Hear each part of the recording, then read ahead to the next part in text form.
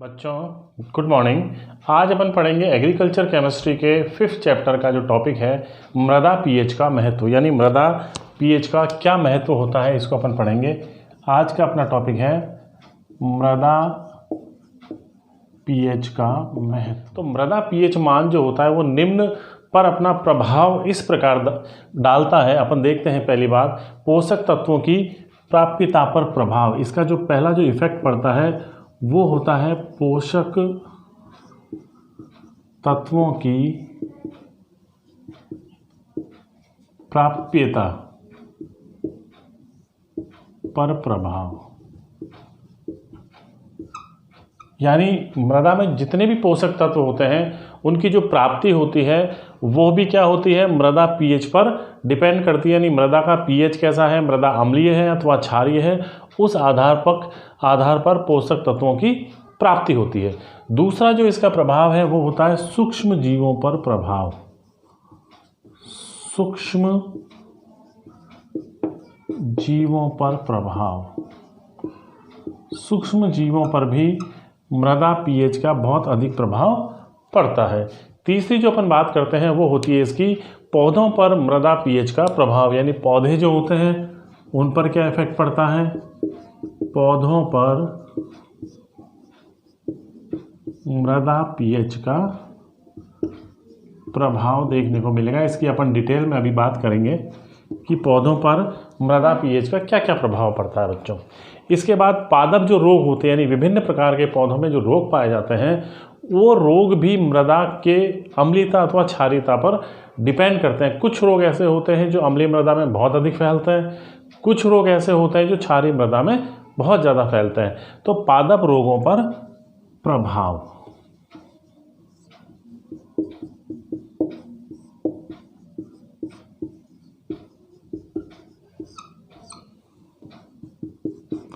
फिर अपन बात करते हैं मृदा के भौतिक गुणों पर प्रभाव। यानी मृदा के भौतिक गुण जो होते हैं उस पर भी मृदा पीएच का बहुत अधिक प्रभाव पड़ता है। तो मृदा के भौतिक गुणों पर प्रभाव, ये प्रभाव भी आपको देखने को मिलेगा। अगली जो बात अपन करते हैं वो करते हैं कि मृदा पीएच का जो घास जो होती है, घासी जो पौधे होते हैं उन पर भी इसका प्रभाव पड़ता है। तो अपन कह सकते हैं कि घासों पर प्रभाव, यानी घास पर भी इसका प्रभाव पड़ता है। अब अपन देखते हैं बच्चों इनकी एक एक की बात करते हैं। सबसे पहले अपन बात करते हैं पोषक तत्वों की प्राप्यता पर प्रभाव की। क्या प्रभाव पड़ता है पोषक तत्वों का पीएच के मान का। बच्चों अपन बात करते हैं पहले पोषक तत्वों की प्राप्यता पर प्रभाव। यानी विभिन्न प्रकार के जो पोषक तत्व होते हैं जो मृदा के लिए बहुत आवश्यक होते हैं उन पर भी पीएच मान का बहुत अधिक प्रभाव पड़ता है। यानी मृदा पीएच जो होती है मृदा के रासायनिक गुण तथा उनके जो सूक्ष्म जीवों की क्रियाशीलता जो होती है उसको बहुत अधिक प्रभावित करती है। सबसे अधिक प्रभावित करती है मृदा में धनायन, जैसे कि हम बात करते हैं कैल्शियम, मैग्नीशियम, पोटेशियम, सोडियम आदि जितने भी होते हैं, कैल्शियम धनायन, मैग्नीशियम धनायन, पोटेशियम, सोडियम, ये सारे के सारे जितने भी धनायन हैं ये सब भी जो होते हैं पीएच मान पर डिपेंड करते हैं। यानी पीएच मान अगर अधिक होता है, अम्लीयता अधिक होती है तो ये जो होते हैं इनकी प्राप्यता कम हो जाती है। जब मृदा पीएच का मान बहुत कम होता है तो मुख्य रूप से जो आयरन, मैग्नीज, ये जो तत्व होते हैं, इनके अलावा अपन बात करते हैं एल्यूमिनियम, ये तत्व जो होते हैं पीएच मान कम होने पर इनकी प्राप्ति कम हो जाती है।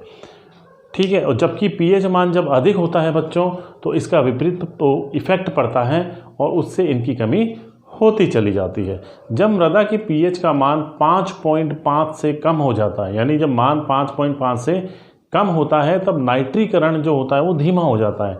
नाइट्रीकरण की क्रिया बहुत धीमी हो जाती है और नाइट्रोजन की मृदा में अधिक प्राप्ति जो होती है, अपन बात कर रहे हैं नाइट्रोजन की, नाइट्रोजन जब होता है वो पौधों में उसकी प्राप्ति कब अधिक होती है, जब पीएच मान जो होता है वो 6 से 8 के मध्य होता है। मृदा का पीएच मान जब 6 से 8 के मध्य हो जाता है उस समय नाइट्रोजन की मात्रा बहुत अधिक होती है मृदा में। क्यों? क्योंकि उस समय जीवांश पदार्थों का जो अपघटन होता है वो सबसे अधिक होता है। तो बच्चों इस प्रकार से अपन कह सकते हैं कि पोषक तत्वों की प्राप्तिता का प्रभाव जो होता है कहीं ना कहीं पीएच मान पर डिपेंड करता है। इसी प्रकार बच्चों जो कार्बनिक नाइट्रोजन में खनिजन करने वाले मृदा सूक्ष्म जीवों के लिए सबसे अधिक उपयोगी तथा उन सूक्ष्म जीवों के लिए भी उपयोगी होती है ये मृदा जो सहजीवी प्रक्रिया द्वारा नाइट्रोजन का स्थिरीकरण करते हैं। जो फास्फोरस होता है उसको H2PO4 माइनस और HPO4 माइनस 2 इन आयंस के रूप में वो फास्फोरस की प्राप्ति करते हैं।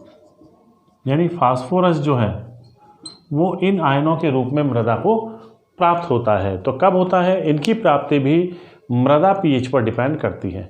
यानी जब मृदा पीएच का मान 6.5 से 7.5 के मध्य होता है, 6.5 to 7.5 यानी 7.5 के मध्य होता है, तब इनकी प्राप्ति सबसे अधिक होती है। इसी प्रकार अपन बात करते हैं कि सूक्ष्म पोषक तत्व जो होते हैं बच्चों वो भी धनायन के रूप में जब पाए जाते हैं, जैसे हम बात करते हैं Fe, मैग्नीज, कॉपर, जिंक आदि, ये जितने भी जो सूक्ष्म मात्रिक तत्व हैं ये जब मृदा में पाए जाते हैं तो इनकी प्राप्ति भी अम्लीयता बढ़ने पर एक सीमा तक बढ़ती है। ऐसे सूक्ष्म पोषक तत्व जो ऋणायन के रूप में होते हैं, यानी हम अब बात कर रहे हैं ऋणायन की, तो ऐसे सूक्ष्म पोषक तत्व जो ऋणायन के रूप में मृदा में पाए जाते हैं उनकी प्राप्ति अम्लीयता बढ़ने पर कम हो जाती है। धनायन जो होते हैं वो तो अम्लीयता बढ़ने पर उनकी प्राप्ति बढ़ती है, जबकि ऋणायन जो होते हैं उनकी अम्लीयता बढ़ने पर प्राप्ति कम होती चली जाती है। इसी प्रकार अपन बात करते हैं मॉलिब्डेनम। मॉलिब्डेनम तथा बोरोन जो होता है वो पौधों को मृदा में प्राप्ति जो होती है अम्लीयता बढ़ने पर कम हो जाती है।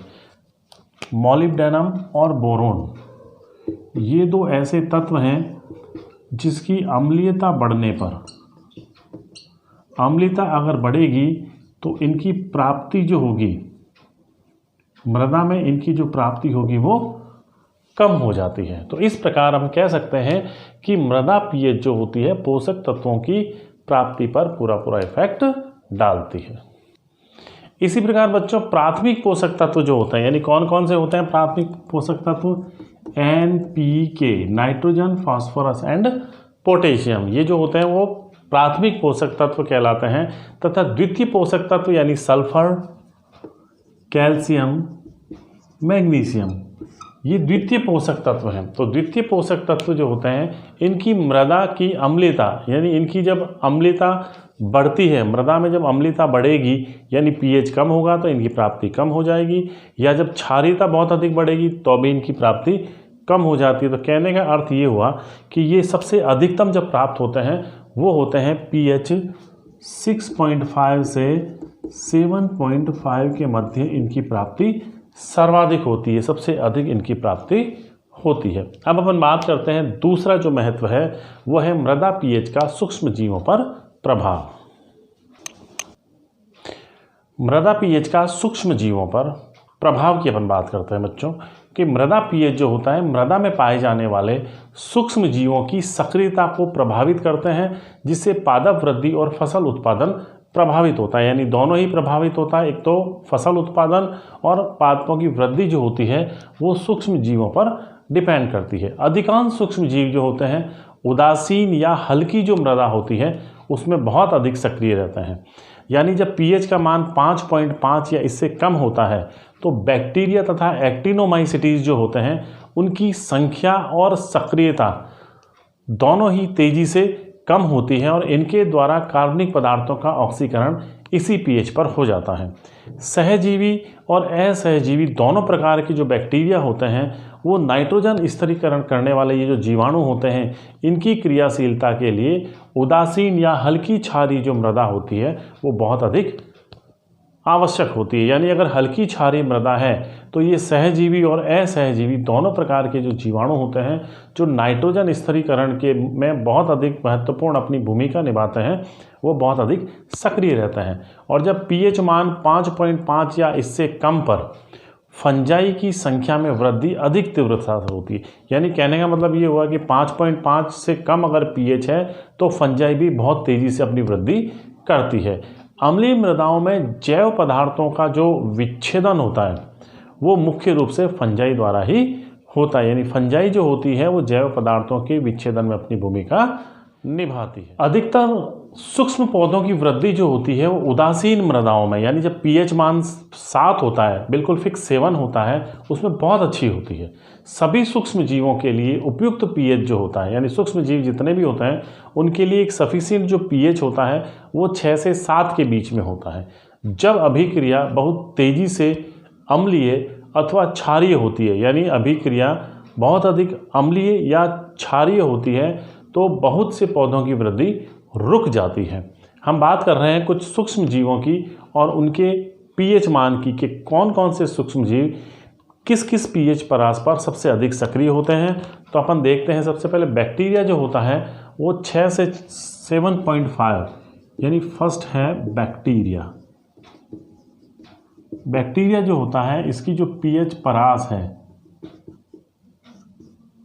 ये होती है 6.0 से 7.5 के मध्य। जो बैक्टीरिया होता है वो सबसे अधिक सक्रिय होता है बच्चों। इसी प्रकार से एक्टिनोमाइसीटीज जो होता है, एक्टिनोसिटीज ये जो होता है वो 5.5 से लेकर के, यानी इसका मान जो होता है 5.5 से लेकर के और 7.5 के मध्य होता है। ये इस पर सबसे अधिक सक्रिय होता है। इसी प्रकार से कवक जो होती है यानी फंजाई, ये सबसे अधिक 3 से लेकर के और 9 जो पीएच होता है उस पर सबसे अधिक सक्रिय होती हैं। शैवाल जो होते हैं जिसको हम एल्गी कहते हैं, शैवाल यानी एल्गी, इसको एल्गी भी कहा जाता है बच्चों। तो शैवाल और एल्गी जो होती हैं वो 5.5 से 9 के मध्य में, यानी इनका जो मान होता है वो 5.5 से 7.5 के मध्य पाया जाता है। इसी प्रकार से शैवाल के बाद अगर अपन बात करें क्लॉस्ट्रीडियम, क्लॉस्ट्रीडियम जो होता है, क्लॉस्ट्रीडियम इसका जो मान होता है बच्चों वो होता है 3.0 से लेकर 7.5 होता है, या 7 के आसपास लगभग इसका मान होता है। तो ये इनकी पीएच परास हैं। इन पीएच परास पर ये जो कुछ सूक्ष्म जीव हैं ये अपनी सक्रियता सबसे अधिक दर्शाते हैं। फिर अपन बात करते हैं तीसरा जो महत्व होता है वो होता है पौधों पर मृदा पीएच का महत्व। पर मृदा पीएच का प्रभाव, इसको अपन देखते हैं बच्चों कि पौधों पर मृदा पीएच का क्या प्रभाव पड़ता है। यानी अम्लीय मृदाओं में पौधों की जड़ें जो होती हैं वो पतली हो जाती हैं और संख्या में बहुत कम हो जाती है। यानी जब मृदा अम्लीय होगी तो पौधों की जड़ें पतली और उनकी संख्या बहुत कम हो जाती हैं और उसकी वृद्धि रुक जाती है।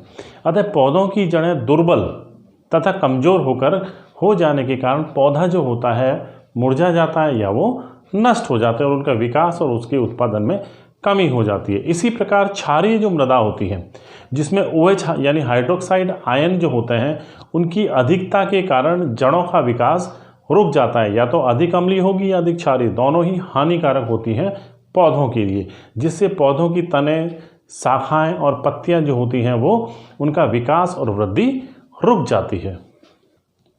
सामान्य पौधे जो होते हैं और फसलों के लिए उपयुक्त जो पीएच मान होता है वो 6.5 से 7.5 के मध्य होता है।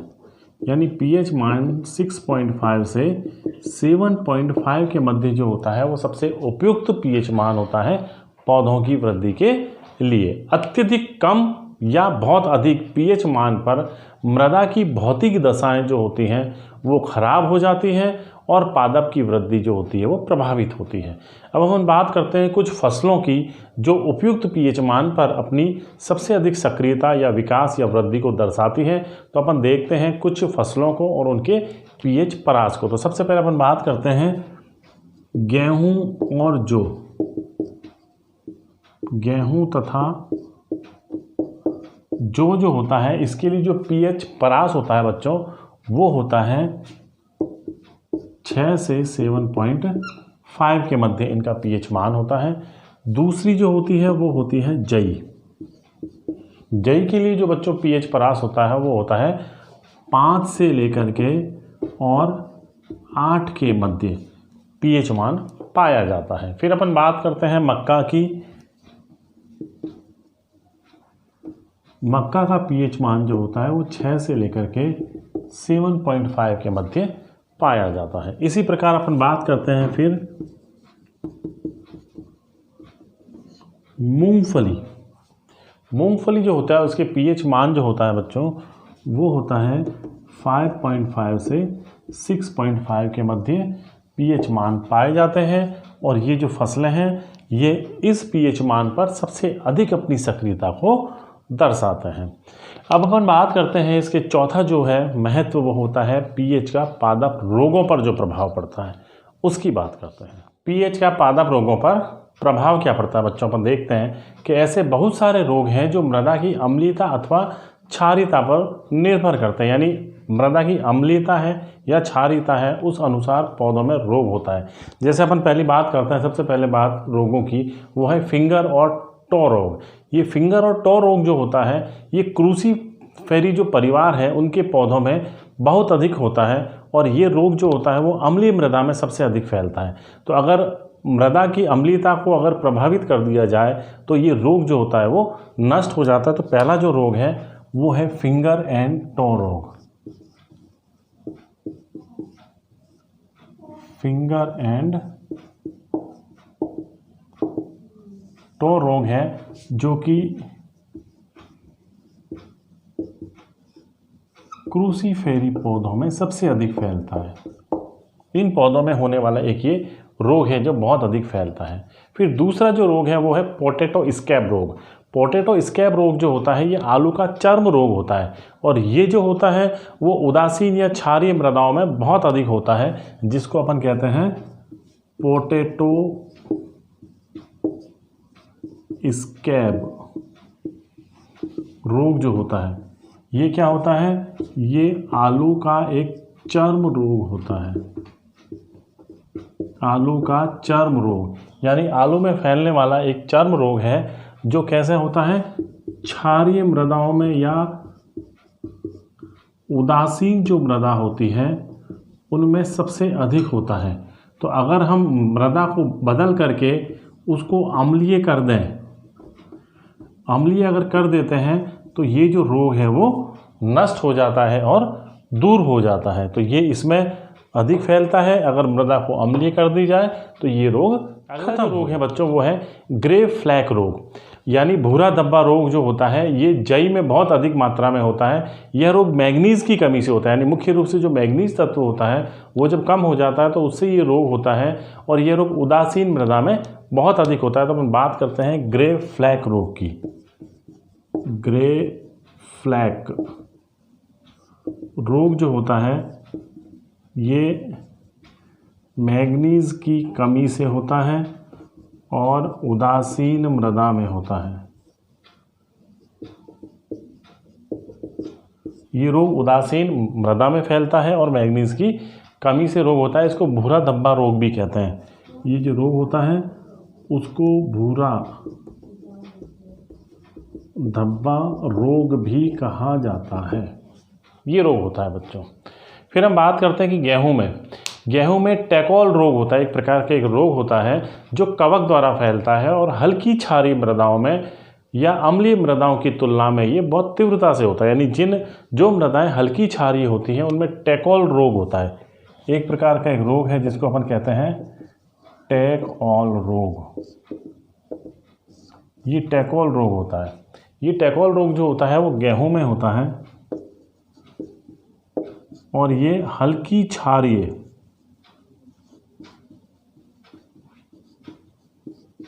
मृदा में सबसे अधिक होता है। हल्की क्षारीय जो मृदा होती है उनमें ये रोग सबसे अधिक होता है बच्चों। तो उपयुक्त सभी बीमारियां जो हैं यानी ये जितने भी रोग जो हैं वो केवल मृदा पीएच के परिवर्तन करके दूर की जा सकती है। अगर हम मृदा में पीएच का परिवर्तन कर दें तो ये सारे के सारे रोग जो हैं वो दूर हो जाते हैं, क्योंकि उनके फैलने और विकसित होने का जो मुख्य कारक होता है वो मृदा पीएच होता है। फिर अपन बात करते हैं पीएच का मृदा के भौतिक गुणों पर क्या प्रभाव पड़ता है, उसकी अपन बात करते हैं कि पीएच मान जो होता है वो मृदा के भौतिक गुणों को किस प्रकार से प्रभावित करती है। पीएच का मृदा के भौतिक गुणों पर प्रभाव की अपन बात करते हैं कि किस प्रकार से मृदा पीएच जो होती है वो मृदा के भौतिक गुणों पर प्रभाव डालती है। पौधों का जो उचित वृद्धि के लिए मृदा का वातित, दानेदार और कार्बनिक पदार्थ युक्त होना अति आवश्यक है। यानी पौधे की जब उचित वृद्धि कब होगी, जब मृदा एक तो वातित होगी यानी उसमें वायु आसानी से प्रवेश कर सके, दानेदार होनी चाहिए और उसमें कार्बनिक पदार्थों की मात्रा अधिक होनी चाहिए।